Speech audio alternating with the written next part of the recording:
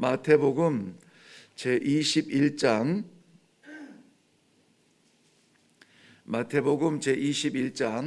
1절에서 5절까지 말씀 보겠습니다.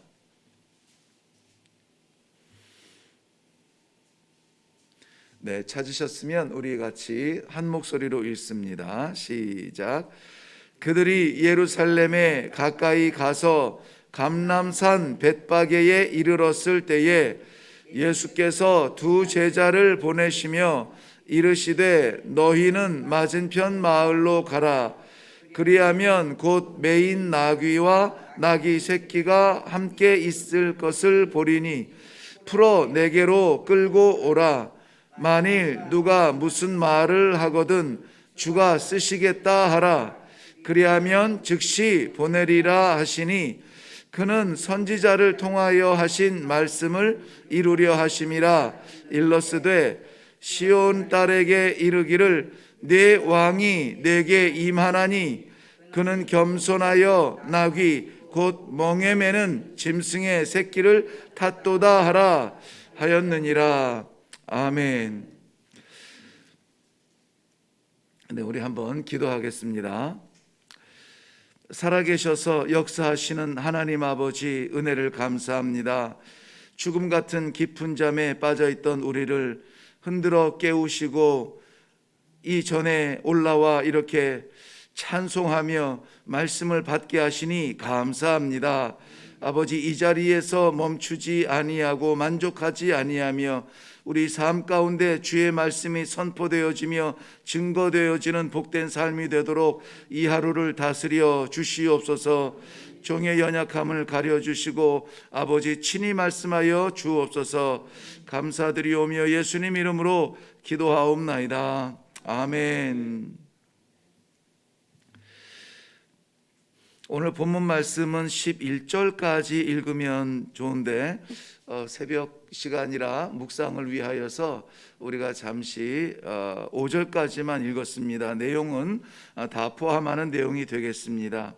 예수님의 공생의 그 마지막 한 주간을 예루살렘에서 보내게 되지요. 그 한 주간을 위해서 오늘 예루살렘에 입성하는 그러한 시간을 우리가 들어가서 보고 있습니다. 이미 예루살렘에는 이스라엘의 대명절인 유월절을 지키기 위해서 각 곳에서 많은 사람들이 인산인해를 이루면서 모여들어 있습니다. 그리고 여전히 모여들고 있습니다. 그런 유대인들에게 예수님께서 친히 유월절 어린 양 되어 주셔서 십자가에 못 박혀 산 제물로 드림으로 말미암아 예수님께서 우리에게, 아니 이스라엘 백성들이 그렇게도 간절하게 바라는 하나님께 나아가는 유일한 길을 열어주시기 위해서 이제 예루살렘을 향해서 가는 것입니다. 오늘 예수님께서 예루살렘 입성하시고 또 예루살렘 입성하셔서 가장 처음 하신 일이 성전을 청결케 하시고 또 열매 없는 무화과 나무를 저주하시고 이 밭을 맡긴 종들에게 아들을 잃은 아비의 안타까운 심정을 예화로 드시면서 21장의 내용은 채워져 있습니다. 여기에서는 왕의 입성과 또 이 성전의 주인 되심과 또 무화과 나무를 저주하사 만물을 다스리는 권세가 있으심과 또 이 밭을 맡긴 종들에게 아들의 생명을 빼앗긴 아비의 심정을 안타깝게 보여주심으로 말미암아 앞으로 전개될 한 주간의 내용을 예수님께서 오늘 21장 내용 가운데 담아놓고 계십니다. 그러한 가운데 저는 뭐니 해도 이거 맨날 듣는 이야기가 아닌가? 불과 지난달에도 두 달 전에도 우리가 그 고난 주간을 통하여서 이 본문 말씀들을 나누었고 예루살렘 입성, 예수님의 왕의 입성, 너무 식상한 말 아닌가? 21장 다른 본문의 내용을 들여다보았는데 뭐니 해도 예루살렘의 입성은 예수님의 공생애의 그 클라이막스였던 것입니다. 예루살렘의 입성의 의미가 아니면은 오늘날 우리가 이렇게 하나님을 아버지라 부를 수 있는 신앙의 양심을 가질 수조차 없었다는 것입니다. 왜 예수님은 하나님으로서 그 예루살렘을 피하지 아니하셨을까 하는 생각이 들 만큼 우리가 너무나 잘 아는 이 내용, 우리는 이미 과거형으로 이것을 보았지만은 예수님은 이미 알고 계셨던 그 내용입니다. 그 예루살렘에 입성을 하시는 예수님을 우리 한번 다시 돌아다 보면서 우리의 삶 가운데서도 예수님의 입성이 반드시 있어야 되겠다. 삶의 모양은 이 모양 저 모양으로 위장할 수 있으나 그러나 예수님의 입성이 아니면은 우리는 껍데기라는 것입니다. 예수님께서 내주하여 주시지 아니하면 우리들의 그 오랜 세월과 그 많은 헌신은 물거품이라는 것입니다. 마치 유월절 행사를 위해서 전국에서 몰려드는, 아니 세계 각곳에서 몰려드는 유대인들의 그 유월절과 다를 바가 없습니다. 그런데 오늘 본문 말씀을 통하여서 우리는 감사하게도 예수님의 예루살렘 입성을 눈으로 보면서 우리의 삶 가운데 입성하실 예수님을 소망하는 그러한 기도를 하게 되었습니다. 얼마나 감사한지 몰라요. 자, 먼저 보면은 5절 말씀 보세요. 5절 말씀은 스가랴서 9장 9절 말씀을 인용한 건데요. 시온 딸에게 이르기를 내 왕이 내게 임하나니 그는 겸손하여 나귀 곧 멍에 매는 짐승의 새끼를 탓도다 하라 하였느니라, 이렇게 기록하고 있습니다. 예수님께서 이스라엘에 들어가는 곳에는 그저 제자들과 따르는 사람들이 있었지만 옷차림새도 그렇게 화려하지 않았지만 분명히 성경에서는 왕의 입성이라 이렇게 보여주고 있습니다. 예수님께서 예루살렘에 들어가실 때에는 왕으로 들어가신 것입니다. 방문자도 아니요 목수의 아들도 아니요 저 갈릴리 변방에서 기적을 행하는 그러한 기인이 아니라 이스라엘의 왕으로, 인류의 왕으로 지금 예루살렘에 입성하고 있다는 것입니다. 우리의 마음 가운데, 우리의 삶 가운데서도 예수님께서 왕으로 입성하셨는지에 대하여서 우리는 다시 한번 확인할 필요가 있습니다. 예수님께서 내주하여 주고 계시기는 하지만은 그분이 나의 왕인가 하는 것입니다. 그분이 나의 왕인가? 왕은 권위가 있습니다. 왕은 권세가 있습니다. 왕은 능력이 있습니다. 우리는 그 왕을 모시고 살아가는 감격스러운 성도인 것입니다. 우리에게 이 왕을 모시고 있는 감격이 있는가 하는 것이에요. 제가 그 고등학생 때쯤으로 기억이 나는데 어떤 연료로 인하여서 그 윤보선 대통령 아시죠? 잠시 맡으셨지만은 윤보선 대통령 전 대통령이죠. 전 대통령께서 저희 집을 방문하셨어요. 근데 공교롭게 그때 아무도 집에 없었습니다. 아무도 집에 없고 저 혼자 있는데 갑자기 방문을 하신 거예요. 야, 정신이 혼미해지고 어떻게 해야 될지 모르겠고, 어르신이고 이미 연세가 있으시고 굉장히 겸손하시고 이런 권위도 보이지 아니하시고 그저 교회 한 장로님처럼 이렇게 보일 만큼 그렇게 아주 순박하게 오셨습니다. 다른 사람 대동하지도 않고 그 부인과 운전사와 함께 이렇게 오셨어요. 그런데 막 그 좁은 방, 그 거실 왔다 갔다 차를 내드리고 과일을 내드리고 하는데 어떻게 그 시간이 지났는지 모를 만큼 나름 그때에는 좀 싸나웠던 전데도 아주 고양이 앞에 쥐같이 그렇게 아주 그냥 그 몇십 분을 어떻게 보냈는지 아주 식은 땀이 뻑뻑 흘렸습니다.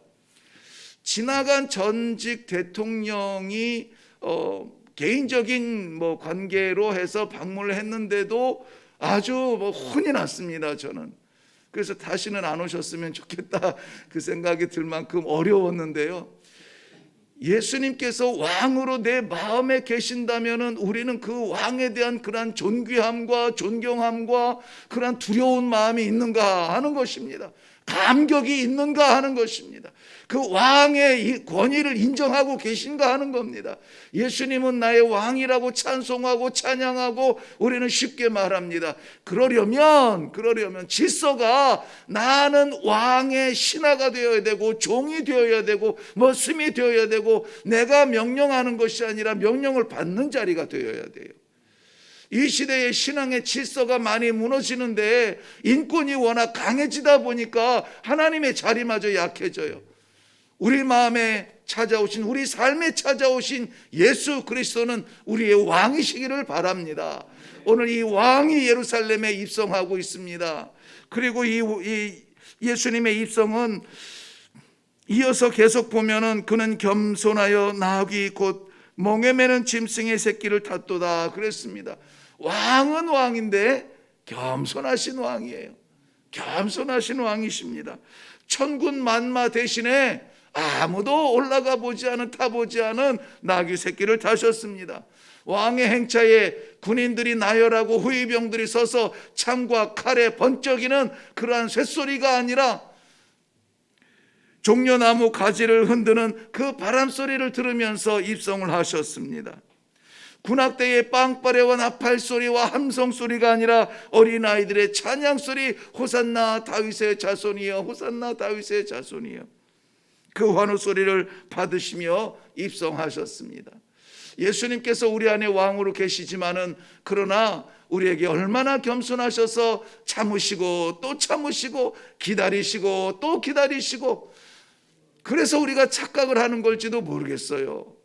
도대체 이 예수님이 힘이 있는지 권세가 있는지 능력이 있는지 우리가 오해할 정도로 참으로 겸손하신 우리 주님이세요. 왕으로 득세하지도 아니하시고 왕으로 권세를 내세우지도 아니하세요. 그저 언제나 따뜻하게, 언제나 우리의 곁에서 우리의 마음을 들으시고 우리의 기도를 들으시고 우리가 힘들 때 우리 마음을 어루만져 주시고 마치 따뜻한 바람처럼 우리 곁에 늘 계셔 주시는 그 겸손한 주님이 우리 마음에 임재하여 주심을 믿습니다. 우리 주님께서 나귀 새끼를 타셨다고 하여서 약한 자가 아닙니다. 창조주이십니다. 성경에는 그 예수님이 아니면은 이 세상에 지음받은 만물이 하나도 없다고 했습니다. 모두 다가 예수님의 지음을 받았습니다.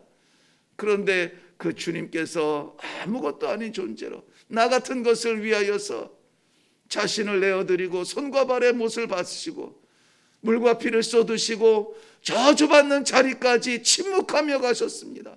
몸부림치지 않았습니다.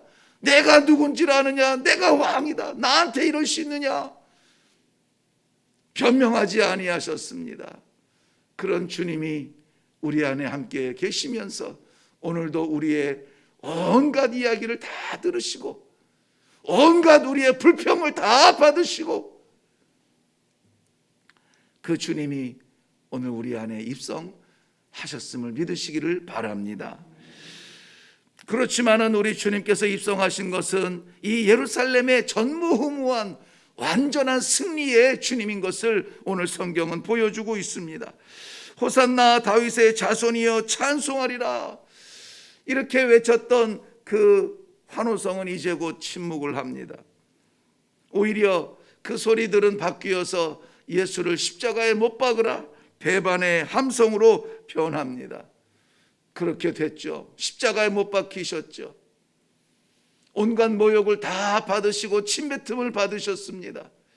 그런데 그렇게 해서 가두어 놓고 그렇게 해서 죽음의 자리에 밀어놓고 이긴 것 같았는데 3일 만에 우리 주님께서는 그 죽음을 이기시고 불가능을 이기시고 사탄의 그 힘을 이기시고 죄의 결과를 이기시고 부활하여 주시어서 영원한 하나님의 나라에 이를 수 있는 그 승리의 길을 열어주셨다는 사실을 믿으시기를 바랍니다.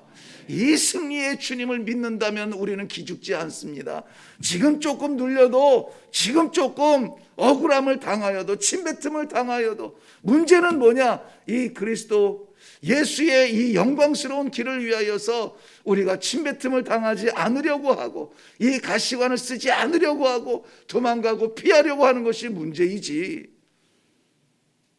성도로 살아가면서 어려움이 없지 않습니다. 그럼에도 불구하고 굳건하게 우리가 그 자리에서 찬송하는 것은 예수님의 이 완전한 승리를 믿기 때문입니다.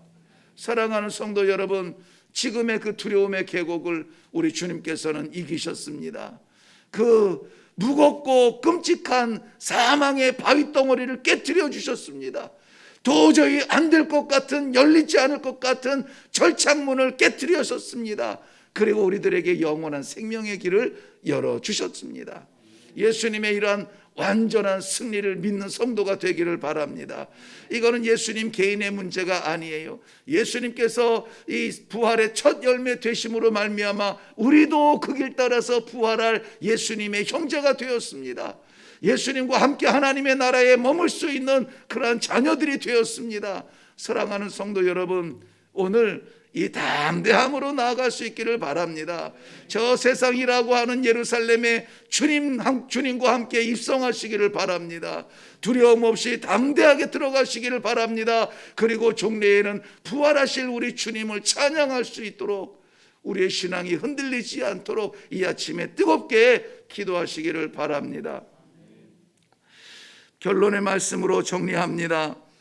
과연 이러한 말씀은 성경 속에 갇혀져 있는 스토리인가, 역사인가, 아니면 내 삶 속에 왕의 행차를 확신하고 믿음으로 찬송할 수 있는 그 믿음이 나에게 있는가? 우리 가정 속에 승리의 왕 예수 그리스도의 입성이 일어나도록 오늘 아침에 기도해야 되겠습니다. 우리 교회에 다시 사시는 부활의 주님의 역사가 일어나도록 이 아침에 기도해야 되겠습니다. 이렇게 예수님께서 예루살렘에 입성하사 그 놀라운 역사를 이루셨다면 오늘도 변함없으신 우리 하나님께서 우리의 삶 속에 입성하시고 우리 가정에 입성하시고 우리 교회에 입성하여 주시어서 모든 죄악의 사슬을 끊어버리고 영원한 하나님의 생명을 열어주시는 부활의 주님으로 일어서실 줄로 확실히 믿습니다. 기도하겠습니다. 살아계신 아버지, 은혜를 감사합니다. 주님께서 부르신 주의 백성들 기도의 자리에서 십자가 앞에 있습니다. 하나님 아버지, 예루살렘에 입성하시는 예수님의 모습을 살펴보면서 주님, 내 삶에서도 내 삶에 입성하여 주신 것 감사합니다. 우리 가정에, 우리 교회에 입성하여 주신 것 감사합니다.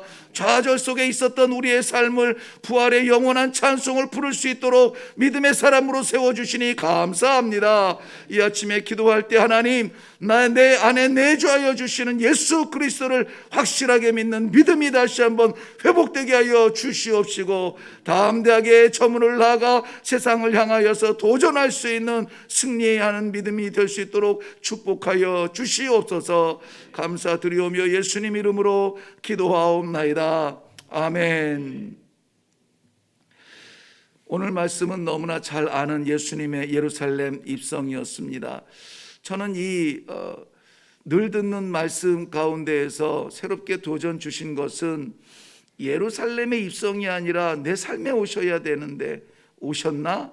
이렇게 궁금해하는 성도들이 있을 것 같아요. 그래서 이 말씀을 묵상하면서 아무쪼록 이 아침에 다시 한번 내 안에 입성하신, 내 가정에 입성하신, 우리 교회에 입성하신 예수 그리스도에 대한 확신을 회복해야 되겠다 하는 말씀으로 이 말씀을 나누었습니다. 사랑하는 성도 여러분, 이 시간에 기도할 때 예수님의 살아계심이 내 안에, 예수님의 역사가 우리 가정에, 예수님의 능력이 우리 교회에 입성하여 주시어서 오늘도 역사하여 주시옵소서.